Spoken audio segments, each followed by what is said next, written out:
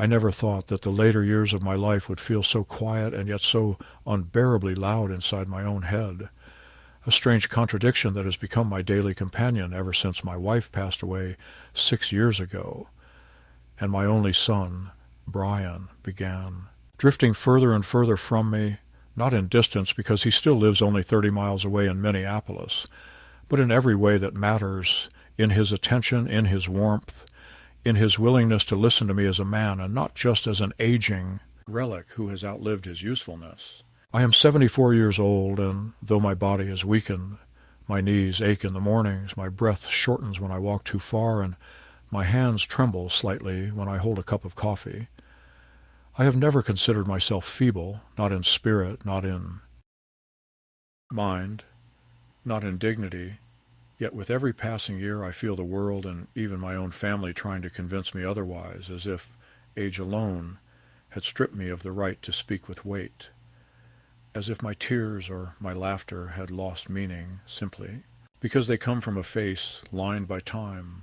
Each morning follows the same routine, a small ritual that both comforts me and underscores how alone I am. I rise slowly from the bed I once shared with Margaret, shuffle into the kitchen, grind beans by hand because the electric grinder is too harsh for my ears, and brew coffee the way she used to, strong and dark with a faint hint of cinnamon. The smell fills the house, and for a moment I imagine her humming by the window, watering the flowers, calling me over to taste her pancakes. But the illusion breaks as soon as I carry the cup into the living room where only the clock ticks, and the chairs sit empty. I keep the television on during the day just for noise, yet more often than not I turn the sound low because the constant chatter of strangers makes the silence feel even more profound, as though it mocks me with the reminder that life is happening out there somewhere beyond the thin walls of this small house while I am merely a spectator waiting for visits that rarely come. Brian calls when it is convenient for him, usually while driving or standing in line somewhere, short bursts of conversation that feel more like obligations than genuine attempts at connection. "How are you, Dad?" followed by, Yeah, that's good," and then, "Listen, I have to run." I understand he is busy. Of course I do. He has his own life, his own career in marketing, his wife, his young son, and the constant race to keep up with. Bills and expectations. I try to be sympathetic, but the truth gnaws at me. He rarely asks questions that matter, never sits down to truly hear about my memories, my regrets, my fears. When he does come by, perhaps once every couple of months, his visits carry a restless energy, as though the walls of this old house suffocate him. He glances at the dusty furniture, the faded photographs, and I sense in his eyes that he sees decay, burden, weight, when all I want him to see is the history, the love, the decades of work and sacrifice that built the life he now takes for granted. The hardest part of these years is not the solitude itself, but the feeling that my presence is a reminder of mortality to others, even to my son. People avert their eyes when they see tears in an old man's face. They are quick to change the subject when I speak of death, of memory, of longing. With Margaret gone, my confidant and partner of nearly 50 years, I find myself rehearsing conversations in my head that never happen aloud. I tell her about the aches in my legs, about the way the sparrows still come to the feeder she bought, about the way Brian seems less like my child and more like a stranger who visits out of duty. Sometimes I whisper apologies for things I never said when she was alive, for moments of stubbornness, for times when I thought there would always be tomorrow. The walls keep my secrets, and the shadows in the hallway have become my audience. I know I am not the easiest man to be around. Age sharpens certain edges and softens others. I can be bitter when I feel dismissed, defensive when I feel invisible. Yet what I cannot accept, what burns inside me, is the slow erosion of respect. In my youth, I worked as a school teacher, guiding students through history and literature, urging them to think deeply about human dignity, about how every generation must recognize the sacrifices of the ones before. To now be treated like an inconvenience, like a piece of furniture gathering dust, feels like the cruelest irony. I do not ask for grand gestures. I do not ask for constant attention. I ask only for recognition that I am still here, that my emotions are not entertainment, that my tears are not a joke to be shared with strangers. The house itself mirrors my state of mind. The paint is peeling slightly on the porch. The garden Margaret tended so lovingly has grown wilder, though I still cut the grass out of habit. Inside, photographs line the shelves. My wedding day, Brian as a child holding a baseball bat, family trips to the lake. These frozen moments seem almost accusatory now, as if asking, what happened to us? Sometimes when I dust the frames, I catch sight of my own reflection and barely recognize the face staring back. The years have reshaped me, but the memories remain sharp. I can still recall the scent of Margaret's perfume, the sound of Brian's laughter when he was 5 years old, the weight of responsibility when I bought this house with money scraped together from endless overtime. All of that history sits silently while my son, the very person who inherited everything we built, treats it as though it were already debris waiting to be cleared. The world outside has changed faster than I can grasp. Brian lives online in constant dialogue with people I will never meet, sharing meals, thoughts, and even quarrels with an audience of strangers who reward him with likes and emojis. I tried once to watch one of his videos, but I could not understand why anyone would want to broadcast such trivialities, why anyone would want to make a spectacle out of their private lives. He laughed when I asked, told me I was old-fashioned, that I didn't understand how things work now. Perhaps he is right. Perhaps I don't. But what I do understand is that the sanctity of family, of trust between father and son, should never be reduced to entertainment. I fear he has blurred the lines so deeply that he no longer distinguishes between sincerity and performance. When he visited last winter, we argued about the house. He said it was too big for me, that I should sell it, that I should move into an apartment or even consider assisted living. The suggestion felt like a knife. This house is not just wood and brick, it is the vessel of my entire life, of Margaret's laughter echoing down the hall, of Brian's first steps across the kitchen floor. To leave it would be to surrender the last tangible connection to everything I hold dear. I tried to explain this, but he rolled his eyes, said I was being sentimental, irrational. I felt a lump in my throat, and I swallowed it down because I did not want him to see me cry. But that night, after he left, I sat in Margaret's armchair and wept silently until the dawn broke. I never imagined that those tears or others like them would one day be captured not with compassion but with a lens, not held in private but exposed to the gaze of thousands of strangers. In all my years of teaching, of raising a family, of carrying burdens without complaint, the one thing I believed sacred was the intimacy of pain, the right to grieve without fear of ridicule. Yet as I sit here now, recalling the chain of events that followed, I realize that my own son, the boy whose hand I once held across the street, the man I believed would one day carry my legacy with pride, saw my sorrow not as a cry for understanding, but as an opportunity for content. And from that decision, from that single cruel act, everything else unraveled. It happened on a damp afternoon in early March, when the thawing snow made the yard muddy and the sky hung low with gray clouds, and I remember because I had just returned from the grocery store, dragging 2 heavy bags up the porch steps, when Brian pulled into the driveway without warning, his car door slamming shut with the impatience that always seemed to follow him like a shadow. He rarely arrived unannounced, and for a moment my heart quickened with the foolish hope that perhaps he simply wanted to see me, that perhaps he remembered the small rituals we used to share, coffee in the kitchen or a short walk around the neighborhood. But as soon as I saw the determined set of his jaw, I knew there was an agenda. He entered the house briskly, brushing past me, glancing at the faded curtains and sighing at the clutter of newspapers on the table, as if each detail of my existence were a personal offense to his sense of modern order. He began speaking before I had even sat down, saying again that the house was too large for me, that I was endangering myself by climbing the stairs, that it made no sense for an old man to cling to what he called a relic of the past.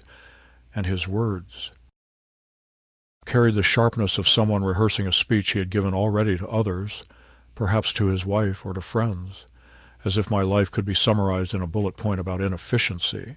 I tried to remain calm, to remind him that this was my home, that it held the memory of his mother, that it was not simply about space but about identity, but he would not listen, his voice rising, his hands gesturing with the confidence of someone who believes he has the authority to dictate another person's choices.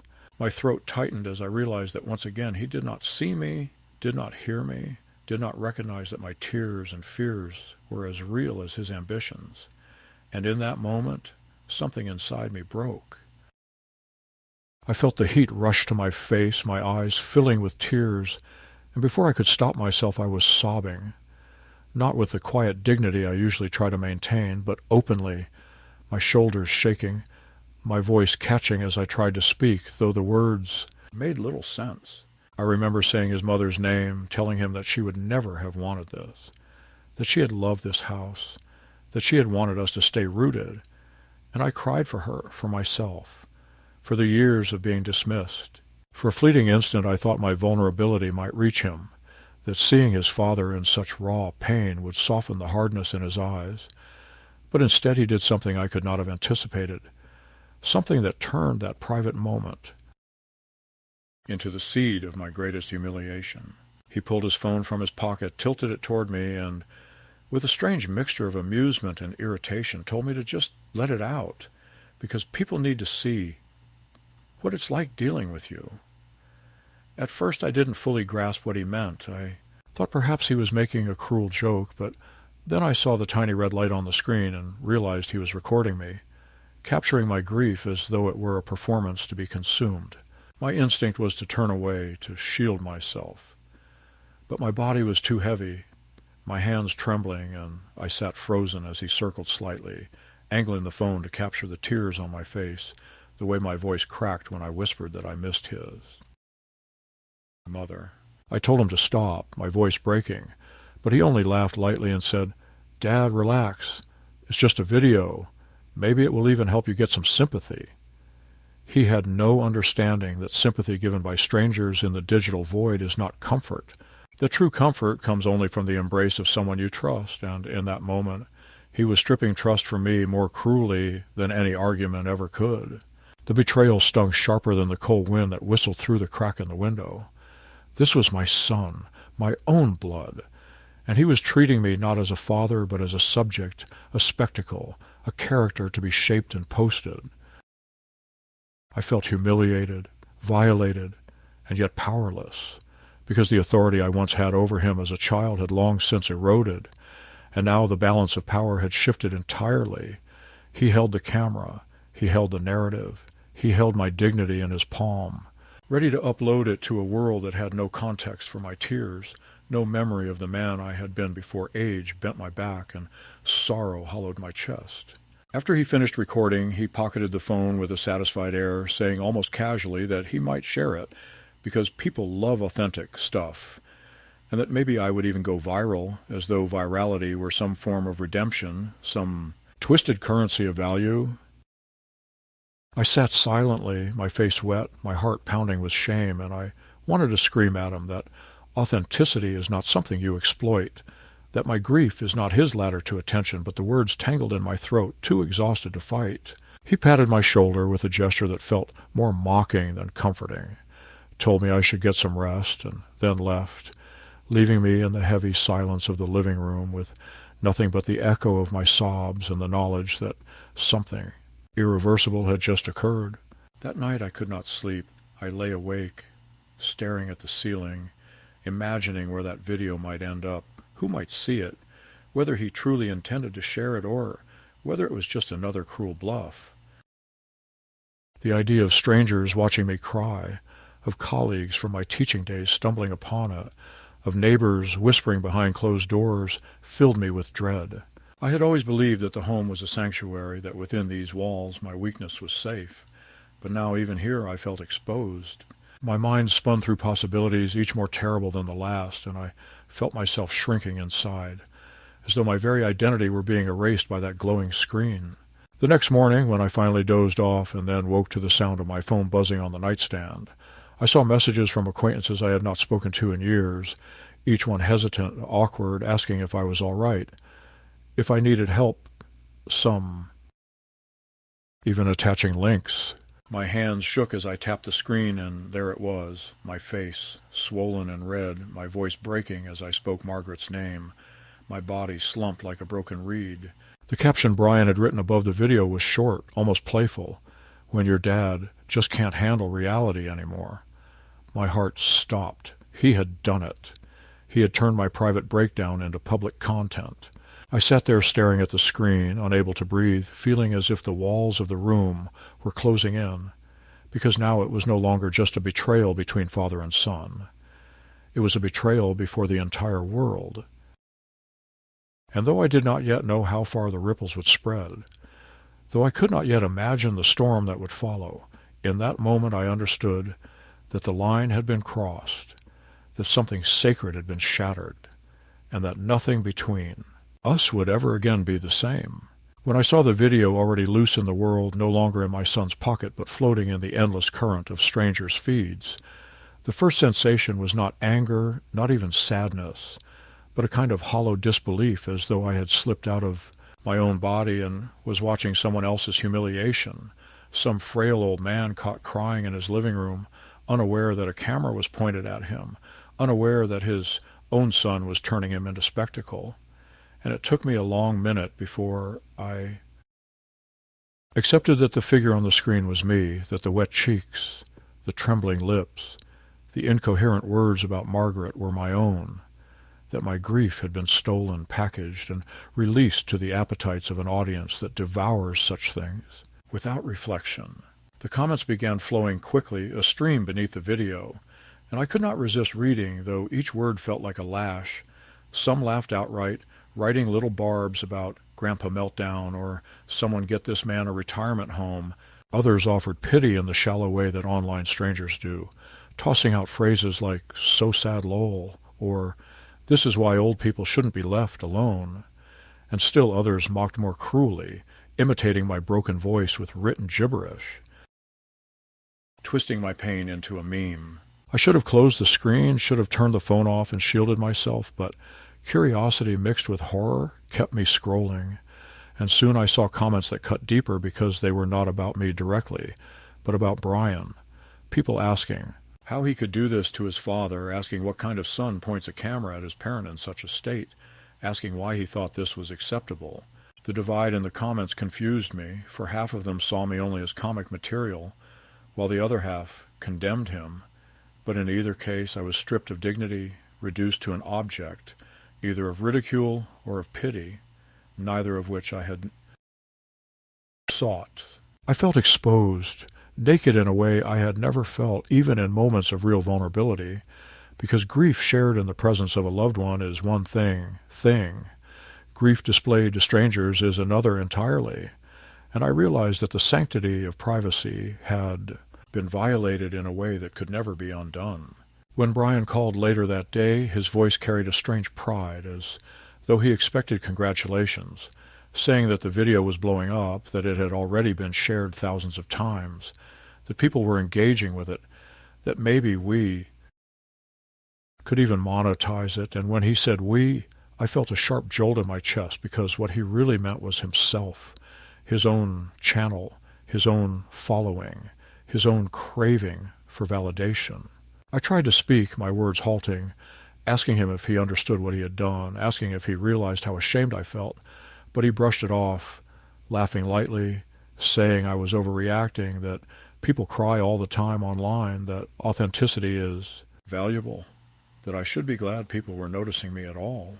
His tone was not cruel in the overt sense, but in the dismissive way that wounds more deeply, because he did not see me as a father, but as raw material, and he could not fathom that dignity matters more than exposure, that some emotions are sacred, precisely because they are not meant for the crowd. Over the next days, the situation escalated further, not just because the video spread, but because Brian leaned into it, responding to comments with jokes, posting follow-up clips where he mocked my stubbornness about the house, painting me as a cantankerous old man stuck in the past, a relic clinging to memories and refusing to face reality.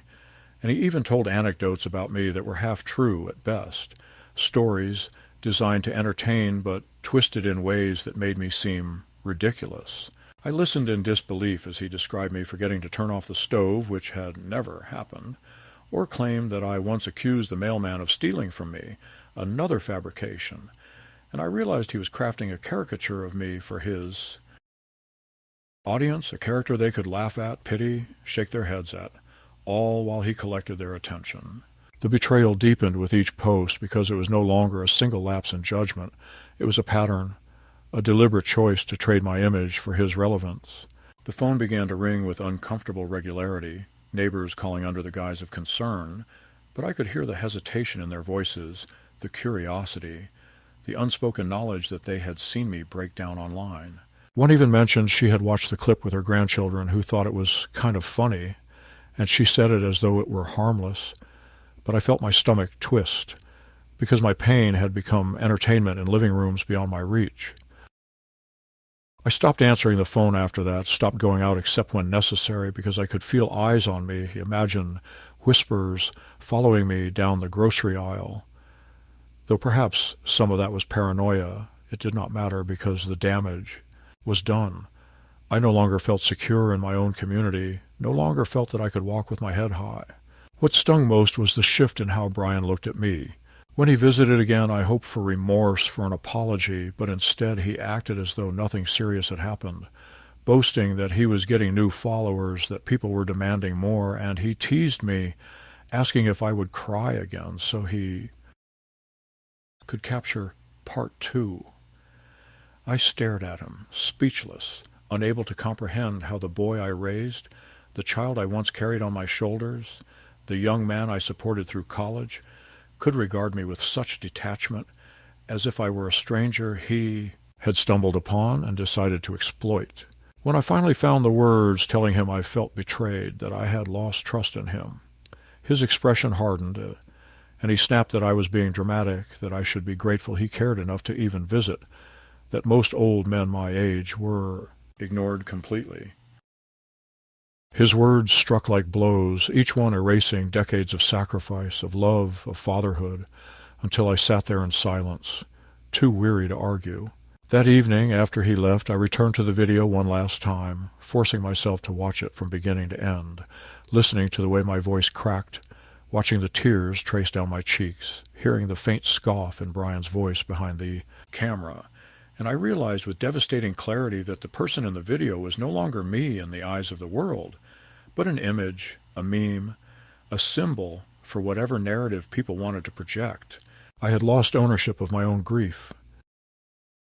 And as the video continued to circulate, as more and more people weighed in with their casual cruelty or shallow sympathy, I felt the walls of my life narrowing, pressing in on me, leaving me suffocated by shame and anger that had nowhere to go.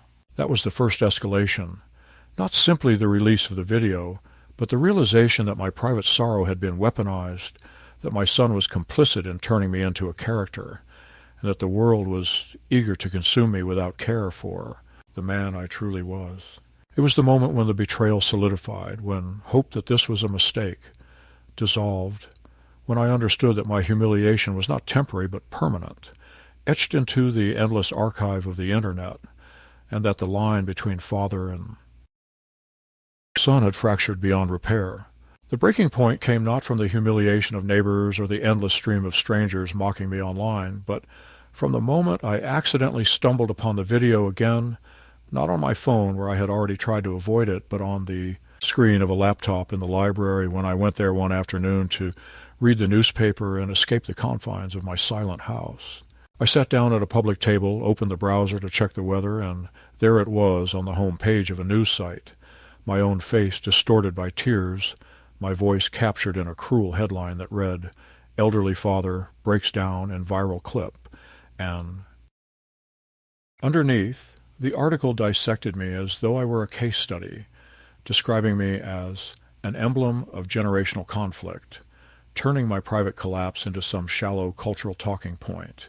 My heart raced, and I wanted to shut the screen, but something held me, a grim curiosity, and I scrolled further, discovering that the clip had been shared not only on social media, but on talk shows, on podcasts, even on morning television segments, where hosts chuckled nervously and asked why a son would film his father instead of comforting him. For the first time, I saw the backlash against Brian not as a trickle of comments, but as a tidal wave. Thousands of strangers condemned him, some calling him heartless, others labeling him abusive, and still others going further, saying he deserved to lose his job, that he should be reported, that he was exploiting an old man who clearly trusted him. In that moment I felt a strange mixture of emotions, because part of me, the wounded part, felt vindicated, felt as though finally the world could see what I had endured, that my son's betrayal was not a figment of my imagination, but a truth visible to anyone with eyes. Yet another part of me recoiled at the exposure, because my dignity was still sacrificed, my tears still entertainment. Only now the moral balance was shifting, and the audience's outrage had turned against him. That evening Brian called, but this time his voice was not triumphant or dismissive. It was tense, strained, brittle at the edges, and he asked me if I had seen the coverage, if I understood that people were attacking him, that colleagues at his office were whispering, that his manager had pulled him into a meeting and questioned his judgment, warning that such a display could harm the company's image.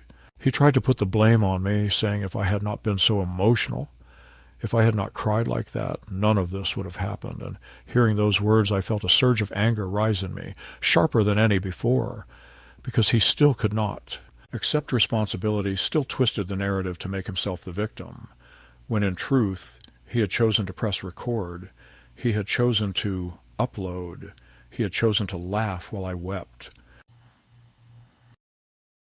My voice trembled with fury as I told him that he had betrayed me, that his suffering now was only the harvest of what he himself had sown, and for a moment there was silence on the line, the silence of a man realizing that the walls were closing in. The days that followed became surreal. I heard from people I had not spoken to in decades, some reaching out in kindness, others merely curious, and I felt overwhelmed by the strange duality of being both invisible in my daily life and yet hypervisible in the digital sphere. My grief, my humiliation, my very face had become public property, discussed by strangers who knew nothing of me, while the man who should have shielded me from harm was scrambling to contain the consequences of his own cruelty. At night I found myself torn between pity and bitterness, because as much as I loathed what Brian had done, he was still my son, still the boy Margaret and I had raised, and hearing that he was being ostracized, mocked, perhaps even punished at work, awakened the reflex of a father who wants to protect his child. Yet I could not ignore the truth. He had invited this storm, and now he was drowning in it. The midpoint of this entire ordeal was not simply the shift in public opinion, not simply the reversal of sympathy from me to him, but the realization that our relationship had crossed into uncharted territory, that my role as father and his role as son had been twisted beyond recognition. He had filmed me crying as though I were a character in his story, but now the world saw him as the villain, and in their eyes I was the wounded figure he had betrayed. This inversion of roles unsettled me, because I had never wanted to be pitied, never wanted to be cast as the helpless old man who needed protection from his own blood, and yet here I was, watching the narrative spin beyond my control, unable to reclaim my dignity without feeding the very spectacle that had consumed it. One evening, as I sat by the window watching the streetlights flicker on, I understood with painful clarity that something irreversible had happened. Brian's life was unraveling because of the choice he made, and my own life had been exposed because of the weakness I could not hide. We were bound together now, not by love, not by shared memory, but by a viral wound that strangers debated endlessly. That was the true turning point, the midpoint where everything tilted, because until then I had clung to the fragile hope that we might repair what had been broken, that perhaps an apology or time might soften the wound. But in that moment I knew better. We had passed the point of no return, and what lay ahead would only sharpen the conflict, not resolve it. What followed in the weeks after that public turning point was a descent not only for Brian but for me as well, though in very different ways, because while his reputation crumbled under the weight of outrage, I found myself forced to confront truths about our family, our history, and the son I thought I knew but perhaps never truly understood. The backlash against him grew quickly, far beyond the small circle of friends and acquaintances who had first commented. Major platforms were filled with debates about exploitation of the elderly. Hashtags emerged calling for accountability, Even advocacy groups reached out to me privately, offering legal help, counseling, or at least statements of support, all of which left me both bewildered and weary, because I had never sought any of this attention, had never wanted to become a symbol of anything. I was merely a man who had broken down in front of his son, expecting comfort, and instead had been turned into a cautionary tale for a society obsessed with recording everything. Brian, on the other hand, refused to admit wrongdoing.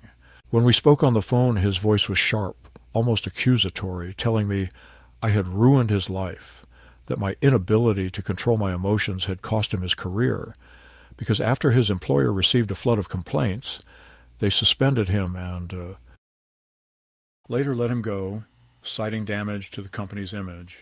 He raged that the internet had misjudged him, that he was the real victim of a culture that devours people, and when I tried to remind him that he had chosen to post the video, he shouted that if I had acted like a man instead of weeping like a child, none of it would have happened. Those words pierced me, not because they were true, but because they revealed the depth of his contempt, a contempt that must have been festering for years, hidden under casual politeness, surfacing only now when the weight of consequences pressed down on him. The more he spoke, the clearer it became that his actions had not been accidental or impulsive, but part of a mindset in which he saw me less as a father and more as raw material, a stubborn old man whose quirks could be commodified.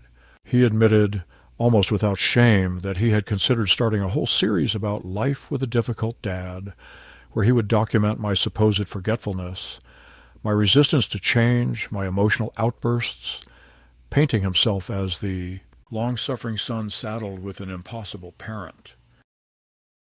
Hearing this nearly broke me, because it meant that my humiliation was not just an isolated betrayal, but a strategy, a plan, a narrative he had been shaping. My life, my dignity, the very fabric of my existence had become his storyline, and though the world had turned against him, I could not forget that, had public opinion gone the other way, he would have continued, expanding the archive of my shame for likes and profit. The escalation deepened when members of his own household became entangled. His wife, Julia, called me one evening, her voice tight with frustration, saying that she had begged Brian not to post that video, that she knew it would only bring pain, but he dismissed her, insisting it would make him successful. She confessed that their marriage had been strained for years, that he was consumed by the need to prove himself online, always measuring worth in views and engagement, neglecting his responsibilities at home. I listened quietly, torn between sorrow and anger, because while part of me wanted to console her, another part could not ignore that she too had remained silent while he ridiculed me, that only now, when the consequences touched her life, did she reach out. Their son, my grandson, barely 16, even wrote to me in a trembling message apologizing for his father's behavior, saying he had defended me at school when classmates mocked the video, which had circulated among teenagers as a cruel joke. I felt both pride and shame reading his words, pride that the boy had courage, shame that he had to defend a grandfather whose tears had become entertainment. Brian himself grew more hostile as the weeks went on. He came to my house unannounced, pounding on the door, demanding that I speak in his defense, that I issue a public statement saying I had consented to the recording, that I was not harmed, that it was all a misunderstanding. He shouted through the door that I owed him this, that after all he had done for me, I could not abandon him now, and I stood on the other side of the wood, my hand on the knob, trembling with the desire to open it and scream at him. But I did not, because I realized that engaging would only feed his delusions. When he finally left, the silence that followed was heavier than any noise, and I sank into a chair, my body shaking, realizing that my own child had become a stranger who saw me not with love, but with resentment and calculation. Rumors began to swirl that he was trying to sell interviews, to pitch his side of the story to outlets hungry for controversy, and when one of those surfaced online, I forced myself to read it. In it, he painted me as unstable, claiming I cried constantly, that I exaggerated the past, that I was manipulative, even suggesting that I had pressured him financially for years, turning the truth inside out. Reading those words, my chest tightened with rage and grief, because I had never asked him for a dime, had given instead, helping him through college, helping with down payments, offering what I could, and now he recast generosity as exploitation. The betrayal sharpened into something almost unbearable because lies in the mouths of strangers sting, but lies from your own child cut to the bone. It was around this time that I began to understand his deeper motives. Friends of his, people who contacted me quietly, explained that Brian had been struggling financially for months, that his online ventures were not paying off, that he was desperate for attention, for any kind of success, and when he saw me break, down in tears, he did not see a father in pain. He saw content. He saw a clip that might go viral, and in his desperation, he chose to sacrifice me. Realizing this did not soften my anger, it only deepened it, because desperation may explain, but it does not excuse betrayal.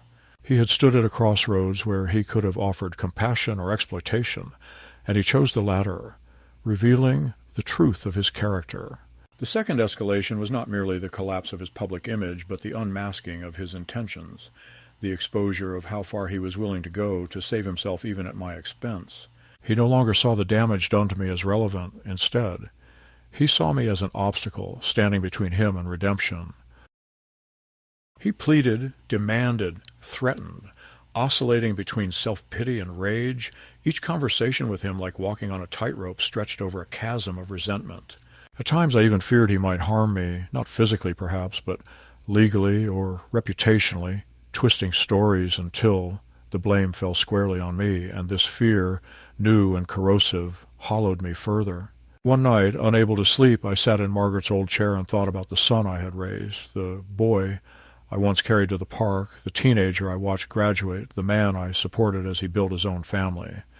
And I wondered when the fracture had begun, when the boy who once looked at me with admiration had shifted into the man who now saw me as exploitable. Perhaps it had been slow, unnoticed, small resentments calcifying into contempt, or perhaps it had always been there, buried, waiting for circumstance to bring it forth. Whatever the truth, it was clear that the bond between us had deteriorated past repair, that even if the world forgave him, I could not. The escalation culminated in a moment that remains burned into my memory.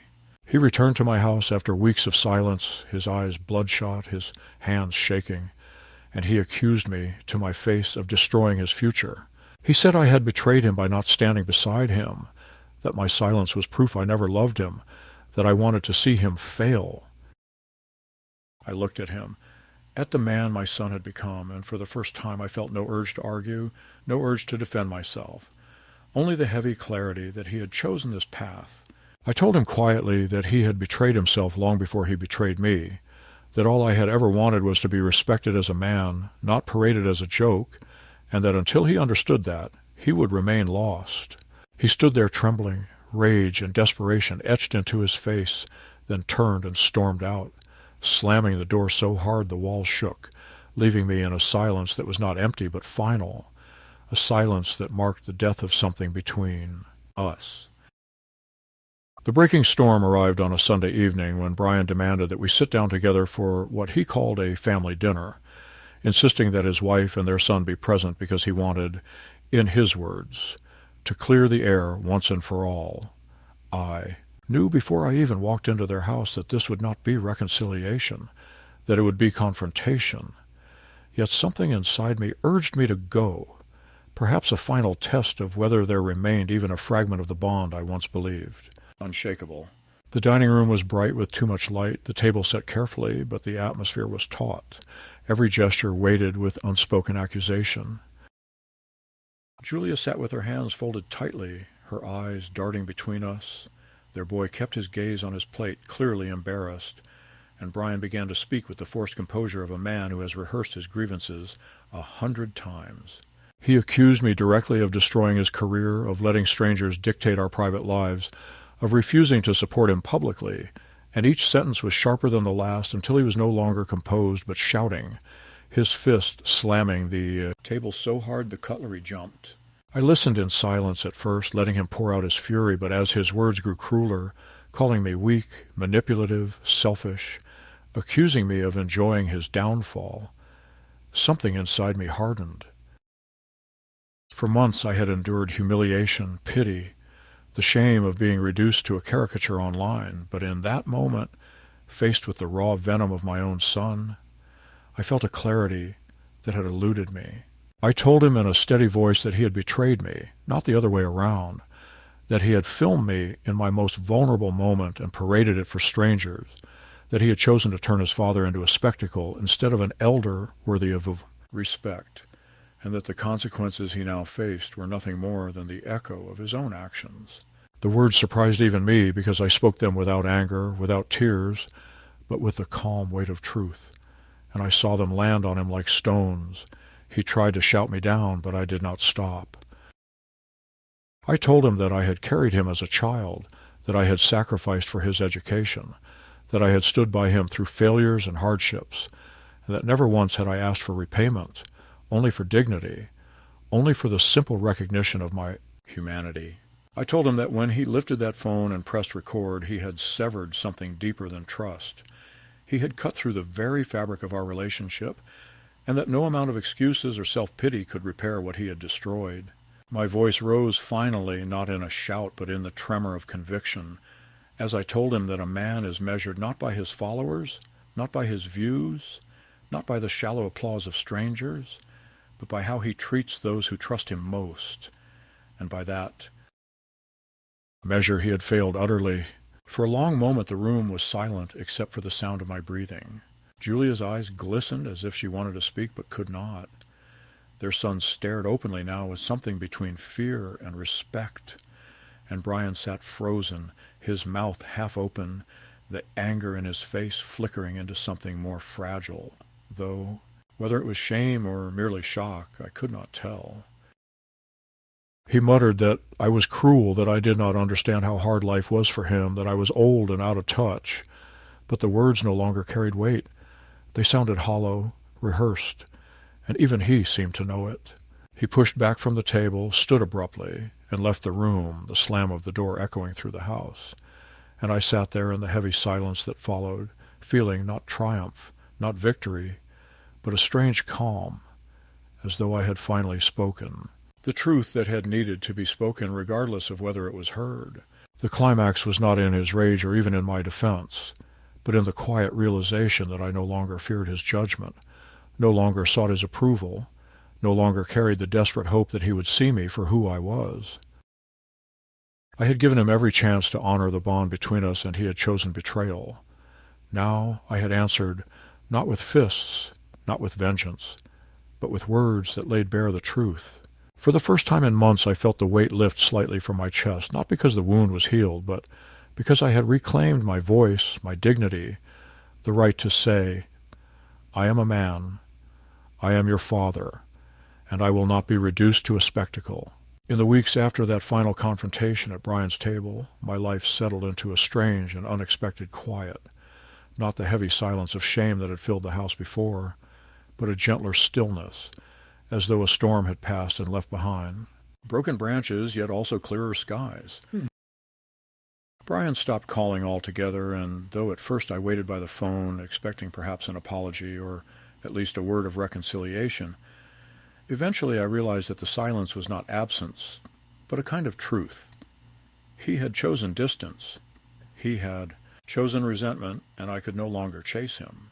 I walked through the rooms of my house with lighter steps, not because the pain was gone, but because I no longer carried the burden of unspoken words.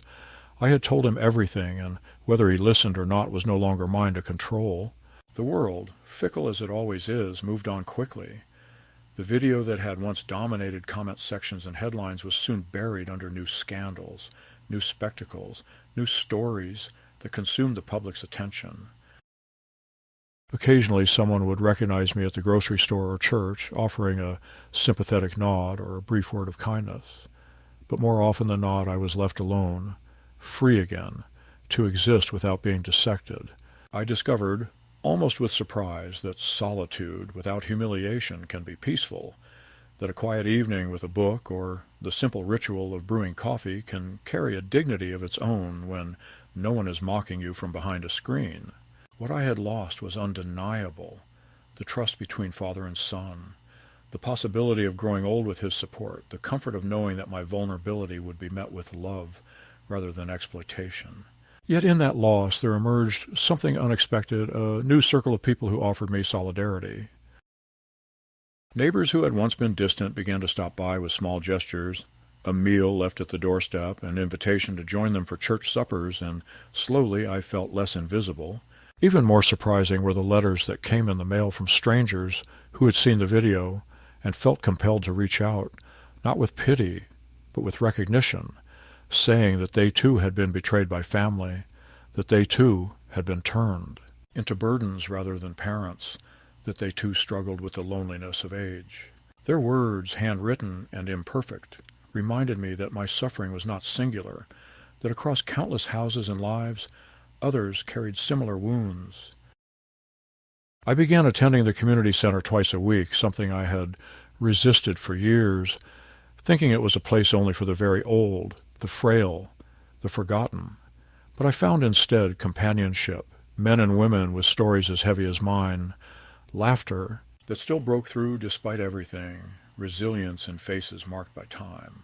For the first time since Margaret's passing, I felt something stir in me that resembled belonging, not the belonging of family perhaps, but of shared humanity. And in those rooms I learned that survival after betrayal is not just possible but necessary, that dignity is not something others can permanently take if you refuse to surrender it. As for Brian, his life unraveled further from what I heard through whispers and glimpses online. Jobs refused to hire him, his online presence dwindled, his reputation followed him wherever he went, and while part of me still ached to see my own son struggle, I could not ignore the truth. It was not my doing, not my silence, not my refusal to defend him that destroyed him, but his own choices. Perhaps one day he will see that, perhaps not, but I no longer cling to that hope. My task now is not to fix him, not to wait for him, but to live whatever years remain to me with as much grace as I can.